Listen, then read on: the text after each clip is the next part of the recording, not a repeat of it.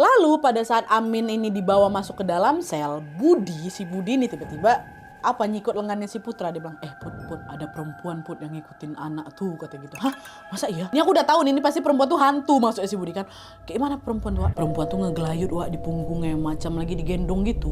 Mukanya nggak begitu kelihatan sih memang. Rambutnya panjang, badannya putih.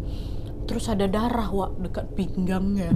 Nah, dengar ciri-ciri itu, aku langsung teringat lah sama mimpi buruk aku 3 hari lalu, Nadia. Sosok perempuan berwajah Chinese yang ada di dalam mimpi itu juga rambutnya panjang, pakai baju warna putih juga.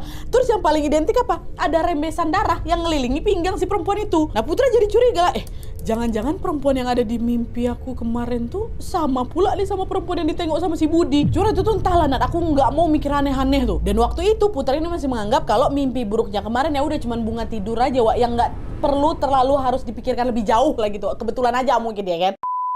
Udah tuh, hari-hari pun berlalu, Putra lebih banyak juga menghabiskan waktunya di sel dengan balik lagi mengobrol bersama Budi dan beberapa napi-napi yang lain. Nggak ada lagi, aku mau ngapain lagi, dia nggak bisa nonton, nggak bisa main HP. Tapi sejauh ini semuanya masih aman, Putra nggak ditampakin apa-apa nih sama penghuni yang ada di sana. Sampai pada suatu malam, ketika si Putra ini lagi tidur, gangguan yang meneror ya tiba-tiba muncul lagi. Jadi di malam itu nggak ada angin, nggak ada hujan nih Nadia ya. Tiba-tiba Putra ini terbangun dari tidurnya. Waktu dia terbangun itu dia coba lagi dipejamkan matanya lagi kan. Aduh, terbangun pula aku tengah malam kan. Tutup mata aja lah aku. Mau balik tidur lagi nih. Tapi semakin aku berusaha mau tidur nih, yang ada mataku kok makin melek gitu, makin nggak bisa tidur. Dan kalian tahu itu gegara apa? Gegara dia dengar ada suara perempuan yang lagi nangis. Nat, suara tangisannya lirih kali, macam menyayat hati kali.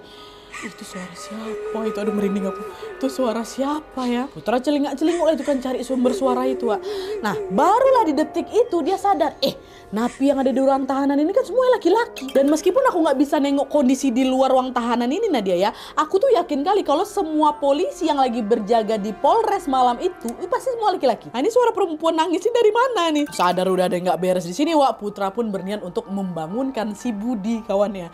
Tapi waktu dia tengok Budi macam lagi tertidur pula, sekali Nadia nggak tega pula aku. Akhirnya meski ketakutan, Putra ini tetap berusaha mengabaikan suara tangisan itu yang makin aku abaikan makin jelas dia Nadia.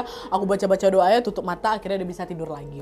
Dah, terus keesokan harinya pada saat semua orang udah bangun nih, barulah Putra cerita sama si Budi tentang kejadian tadi malam itu. Yang bagian ini dia cerita, Bud, tadi malam Bud, aku tiba-tiba ngedengar ada suara perempuan nangis. Aku mau bangunin kau nggak tega, tidur kau pula sekali, kata si Putra kan. Nah, dengan ceritanya si Putra, tersenyum si Budi. Kok dengar juga suara itu? Udahlah Put, abaikan aja lah Put.